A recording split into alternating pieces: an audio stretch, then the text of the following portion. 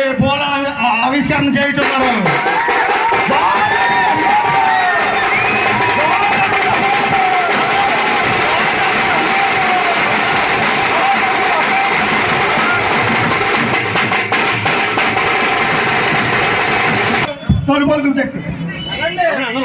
గారి 130వ జయంతి భారతదేశ నలుమూలల వాడల ప్రతీక స్మరించుకుంటా ఉన్నారంటే ఆ రోజు ఏదైతే రాజ్యాంగం రచించారో అన్ని వర్గాల వారికి భారతదేశం తరఫున మరి రాజ్యాంగాన్ని రచించిన వ్యక్తి గొప్ప మహానుభావుడు అంబేద్కర్ గారు అని చెప్పి సందర్భంగా తెలియజేస్తున్నాను.